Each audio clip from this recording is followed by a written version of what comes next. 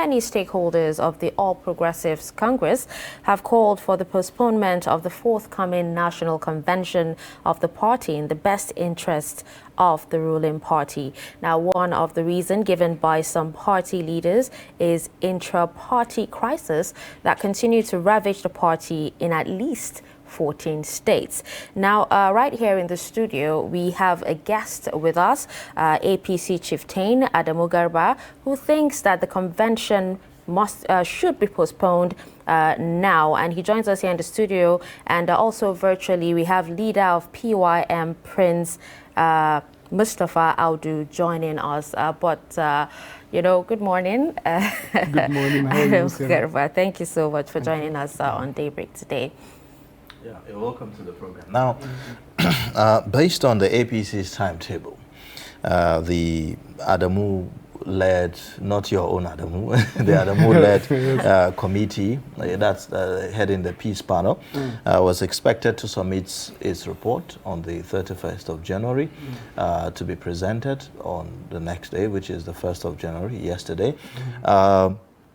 But they are requesting for an extension, with that regard. Now, the party is expected to commence sale of forms to all aspirants vying for the national offices on the February 14, while the accompanying documents must be completed before February 19th. Now, subcommittees will be unveiled on February 19th, 2020, while screening of all aspirants vying for national offices will be held between February 20 and 22nd, to be followed by screening appeals to hear and resolve complaints arising from the screening exercise on the 23rd, and then subsequently the accreditation of all statutory candidates and delegates to the National Convention will be conducted on the 24th and 25th, and then the convention holds 26th. But it appears that all of that may be disrupted as a result of this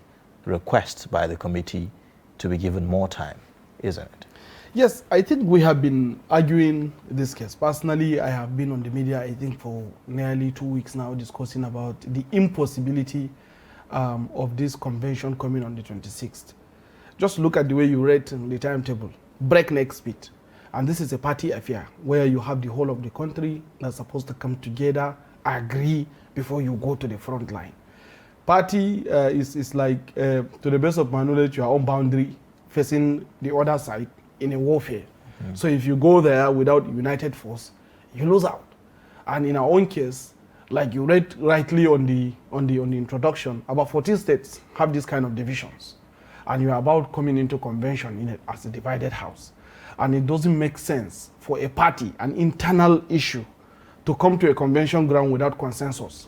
It is not good for us to go and start doing contestations during the consensus ground. We should have agreed that this is the person that is emerging as national chairman, this is the person that is emerging as a secretary, all the NWC members supposed to be agreed upon before we get into the convention ground.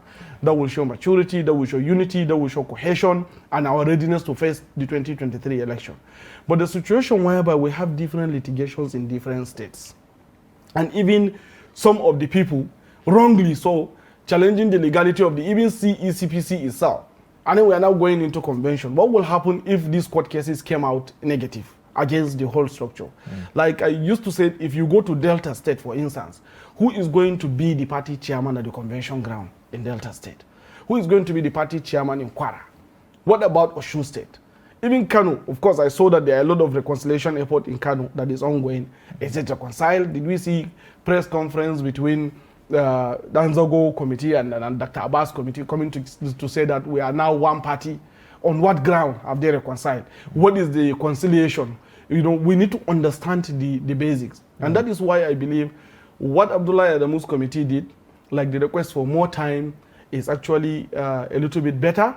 So personally, I believe we should postpone this convention from 26, make sure we get our acts in order so that we don't go into the party convention as a divided house, get implosion, thereby empowering our opposition, or get into there, conduct the convention, and then legal cases come back against us, and we face a problem that we face in Zamfara and Imo State and Anambra State. Currently in Anambra State, we don't have Congress. We didn't conduct Congress, and we don't have chairman, executive committee from the party. If you go back to Zamfara State, we're having the same problem. So we should not let litigations to affect the future prospect of the party. We know that our opposition, PDP, is having their own problem. There is a pending court case with Ucha Secondus, which could spell doom to the entire convention exercise they have done. We should learn from that lesson. Another important lesson we should learn is that in 2013, it is the same implosion in PDP that gave rise to the strengthening of APC and then brought us to power. So if we are coming into the convention ground as a divided house, it's likely that we are going to have this kind of implosion. And once we do that, we are going to lose out in the 2023 election. Yeah, but some groups, of the APC do not even want to entertain this idea of postponing, the convention. The governors, for instance, insist that this convention must hold, and now. So not holding the convention itself could also be a problem, isn't it? So either ways, there's bound to be a problem. If you go ahead with the convention, you are likely to face a trouble. If you don't have the convention, it could also lead to implosion. The thing is, right, if you look at the formation of the APC itself, it's a different political parties that merge together.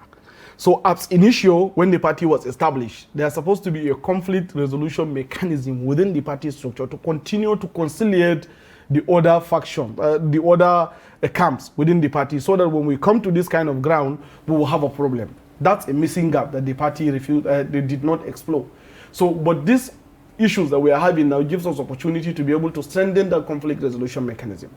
The Abdullah Adamu committee, distinguished Senator Abdullah Adamu's committee, did a job, but I don't think it's well done. And that's why the extension of time supposed to be granted so that they can do more. Not just 10 days, but let them be given more time so that we can come to a convention ground as a very strong, viable, united force. The reason why some people want to hold the convention, whether it's going to explode or not, is because some of them feel like they are shut out of the system. It is true, so many people don't understand what is happening in the party. But why don't we understand what is happening in the party is because there is no tabletop conversation. There is no round table conversation. So the committee for conciliation should be very strong, should accommodate all interests, so that if they come to each state, they will be respected based on the caliber of the constitution of the committee, accepted the reconciliation, so that once we come back into the convention ground, we have a very stronger force. Is it even possible to accommodate everyone's concern? I mean, there are a lot of people raising petitions, right? Now, there are those who will not respect the decision of the committee. Yes. Is that a concern for you? I agree. But now, if you look at the party, it is like a majority carry the votes kind of opinion. So let there be a precedence that you are reached out, you have been discussed with, and you clearly disagree.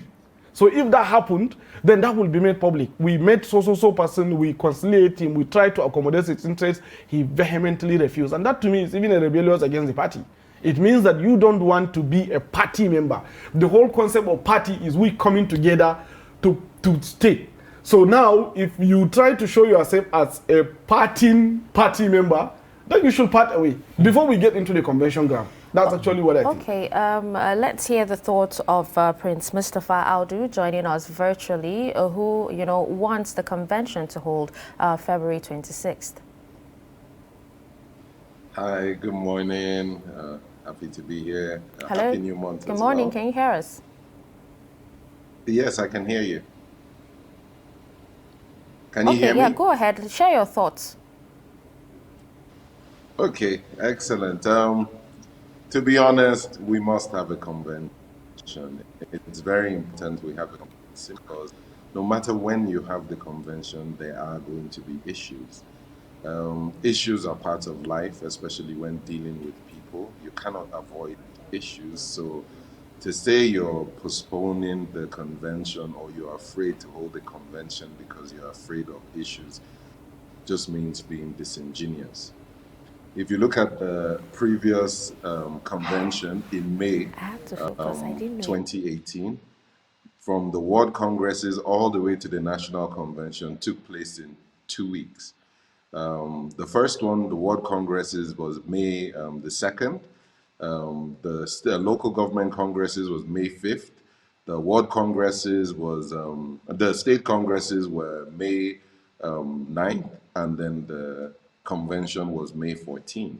So in 12 days, when His Excellency Maimala Buni was secretary of the APC, we were able to do a convention. But here we are 2 years into the CECPC being inaugurated, they failed to hold a convention simply because I guess the secretary is a PDP man.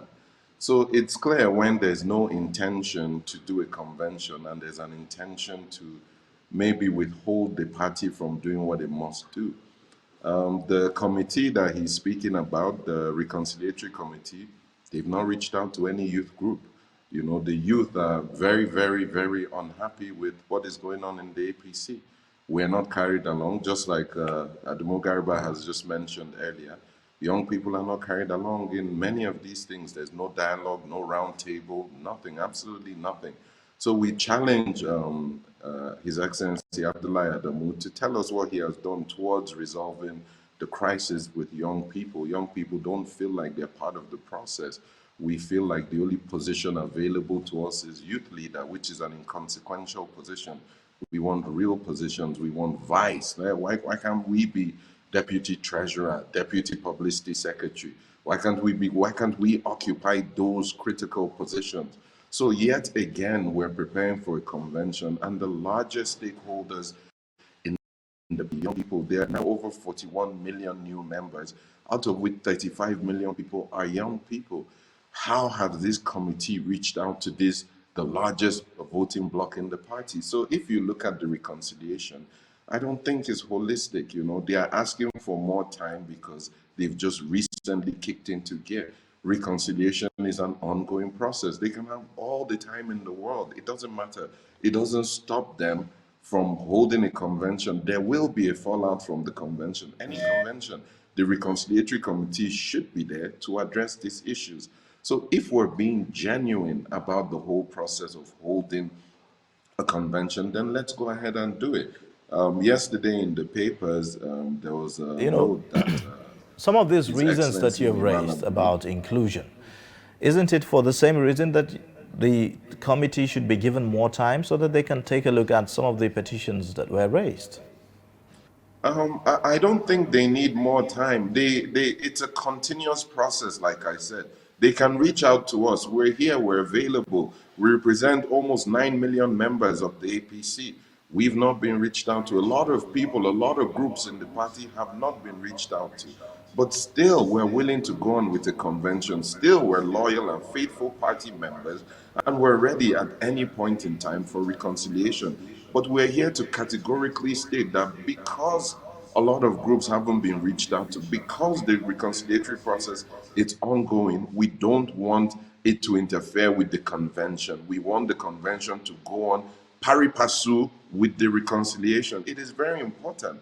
Like I mentioned earlier, it is an ongoing process because of human beings.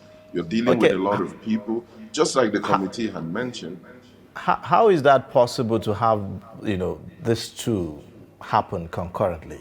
The whole idea of the committee was to ensure that the convention is, hitch-free, it's smooth, and that it goes without having, a crisis. For instance, in determining the nominees that will be the delegates that will be attending that convention, you have to have something that is concrete, that is agreed by all, isn't it?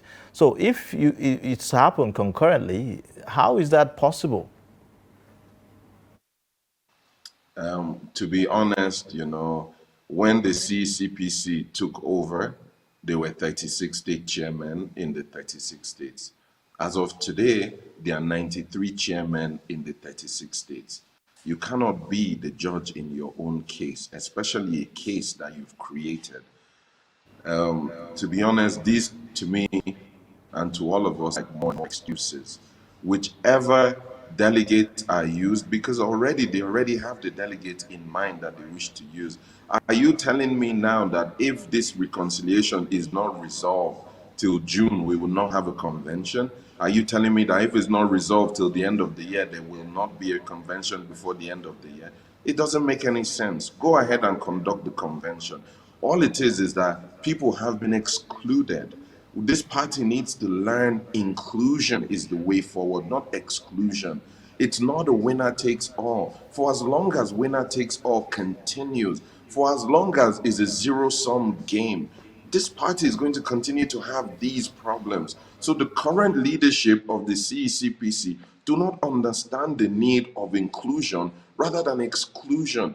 What they believe is that once they make a decision, as a party, live with it. That is not what a political party should do. That is not the essence of supremacy of the party. What the supremacy of the party is that once the party has taken a fair decision, all people should go across and support that decision. Not that the party should use its powers to disenfranchise people, then turn around and ask those same people to support the party. It doesn't work. So let us do a convention. Whatever the fallout is, if they are genuine, the new chairman will be able to call those people and say, listen, I had nothing to do with this. I'm willing to resolve this problem. Let us come together as a family, because you would have a new set of people adjudicating the cases. For as long as it is the same people who created the same issues that want to be the judges in the same matter, you're not going to get reconciliation. That's the truth. So this is just a simple excuse to avoid doing a convention. So I put it to you that if these factions refuse to come together, if they say, no, we are not solving our problems, would there not be a convention ever again? Come on. Okay. Well, let's get perspectives from Adamu. Well, he believes that this is just a gimmick. It's just an excuse given, so that the convention will not hold. I think. Yes, I like what Prince Audu is. In fact, at the beginning of PYM, I was an active member because it calls for youth inclusion, which is fantastic. But I have a problem with us going to a ground that we are supposed to show image of unity and strength as a divided family. Let me explain to you this. You see, what brought about the sack of the previous National Working Committee of the party under the leadership of Adams Oshomole was because of these legal cases. Now again, the president, who is the national leader of the party, chose to appoint a caretaker extraordinary convention planning committee to organize a credible convention by conciliating all the party members across the states. And so far, no matter how we want to condemn the CECPC, they have succeeded in bringing 3 governors into the party folds. Last election, or in 2013, 2014, 2015 election, we got some governors from PDP that brought us into the power. Now we're heading to 2023 election. We have additional 3 governors coming into our folds. So it means that there is net gain, however we want to look at it. But again, we will naturally have this kind of problems where some people will rise up and disagree with certain status quo, especially across the state as we are seeing it. The challenge is not on the CECPC itself. The challenge is on the states. Because the CECPC, I think there are about so many court cases that came back and validate the authenticity irrevocably, that they are legitimate and they can continue to steer the party to that convention as instructed or instituted by law. So there is no problem with the CECPC. The issue is state level issue after the congresses that was conducted.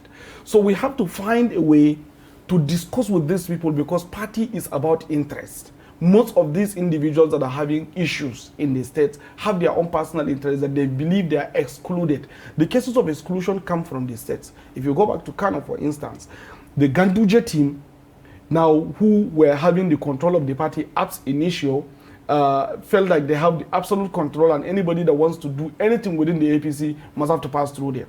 Meanwhile, the Shekarau team decided to break away and set up a parallel party structure. If you go back to Delta State, between the Minister Great Aboru and DSP, that's the Deputy Senate President, it's the same case. If you go back to Kwara, you have Lai Mohammed's case and the governor's case. It's the same issue. You have Arebe Shola's issue in Osun State and the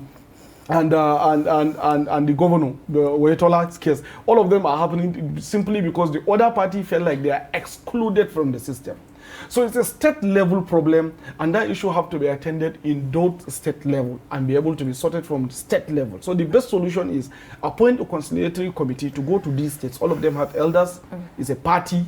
It's a family affair. So we have to fix our family affair. The biggest trouble that we will have, the biggest image crisis that we will have, is to go to convention ground and we have some other camp breaking away and walking out of the convention. If we have this, then we may likely have a problem. Now, with all the issues going on in the APC and with all the internal wrangling, in your honest opinion, do you think this convention will make or break the APC? Frankly speaking, my own honest opinion, I don't want to be a prophet of doom, but I am seeing clear implosion if you go ahead with this convention on the 26th. So many people want to come there to vent their anger, not because they want to come and make the party. They are angry over time with their state governors, so they want to come and fight the state governors and show them that they control the political machinery in the state. So when they wake out of the convention ground and they believe that with that, they are going to win over the governor structure from their state. And that is going to spell doom to the end of the party. And that's why I don't believe we should go ahead with this convention now. Most cases what we've seen is that, the use of consensus to determine, party leaders, the party officials and all of that. Do you think that maybe a change in the selection process could, help to deal with some of these issues? The use of consensus, to me, seems like a more mature approach. When a family is well structured, they always find a way to agree, disagree, and then present a common front. We are going to elect a general that is going to bring a win to the party in the 2023 election. So we should all agree that this is the frontline commander we are putting forward. But in this case, the agreement, looks like far from reach. So isn't it, just right to consider maybe do some kind of other, maybe an indirect primary kind of an election? Yes, it's okay. Even if we are going to go to contestation, we have to make sure that the candidates are properly educated, they understood, which enlightened, that this is clear. You lose, you lose. If the party decided to say, this is the person we are backing, if our president, who is the national leader, decided to choose this person as his preferred choice, every other person in democracy has freedom. If I chose to want to contest, I'll go and do it, right? Even though it's against maybe the party decision. Those of us as a loyal party members will go and vote for the ones that is choosing for us as the party, while those that decide to go on contestation, they should go ahead and do that. If any of them lost, they should accept this thing wholeheartedly so that we can come as a united force to continue. But before we go into this convention ground, everybody is supposed to understand that it's not a do or die affair. It's not a fight or winner takes it all kind of affair. Okay, finally the issues of timeline and notice to INEC. Yes. It's 26th of February and there's a timeline within which the party is supposed to notify INEC, for that. That has not been done. Yeah. So is that a problem? It is a problem. You see, the party have, I think, 14 to 21 days to notify INEC. So even if this convention takes us to June or even July, we still have at least a period before August to notify INEC. We still have time by law. Do you have time? It's February 26th. That February 26th, to me, is actually not how can I call it? Yeah, it's but not, until the party decides to say, okay, we have postponed the convention. That is exactly what we are looking forward to. It stands, right? And that's what they are going to be operating with. That's correct. They are operating with this, but we as a party members that have been seeing what is happening, especially with the younger population that when have no any other party. What do you mean we? I'm a co-party member, yes, and I don't have any party other than APC. But not all the party members. But not APP. all the party members are in support of the extension. Just like Prince Audu said. I agree 100%. But from my own side, I believe that we should be able to postpone this convention and allow ample time for reconciliation before we go into convention. All right. Well, all right, let's have Prince Audu's final thoughts. Once again, to be honest, I think we should go ahead with the convention. It's important we show honor, integrity, the ability to deliver, the ability to build trust. If you want real, genuine reconciliation, then show you are trustworthy. Show that you actually listen to what Mr. President says. Mr. President has come out and stamped the date of February 26 categorically. Any attempt to move it will show that we're not being genuine. You cannot create problems. You cannot create 93 chairmen through the same method of imposition. Just like His Excellency Adamu Garba said, it's not possible for you to go into the convention and believe that, there will be peace. There's never, ever, ever been a situation where everybody comes out wholeheartedly and happy, but there should be a system in place that, you can reconcile. But they make a difference. They don't understand the difference between consensus and imposition. What they propose, what they do is power politics. It's imposition. They write a list, they say this is the people that we've chosen, and they expect everybody to live with it. How did they come up with that list? How did they agree to that consensus? That's not consensus, that's imposition. Consensus is when people come together, look at the options available, then decide using whatever metrics they want to use to measure who is best suited to lead the party forward. Once that is agreed, everybody now agrees to Okay. work with the person. And All all right, those who were Mr. vying for that position agree that it's not a winner takes all. That is consensus. What they do right now is Okay, imposition. unfortunately, we have This to is end the what happened discussion. in all the states. This is why factions were created. So if we go into the convention with an Thank attempt you. to do imposition, cloaked under the guise of consensus, then we're going to come out with a problem. So let All us right, go thank you, into it Prince with Aldo. genuine intention. Let us go into it with an intention to produce a new chairman who Thank has you, not Prince had Aldo. a We have hand to in end the any of the discussion issues. now And that chairman because of can our come time. and resolve the We issues appreciate that are your going time on. on the program. Now, that was Prince Mustafa Audu joining us virtually. He is the leader of PUIM. And also we have in the studio Adamu Garba, who is also the APC chieftain. Thank you for joining us on Daybreak this morning. Thank you very much. Yes. Thank you.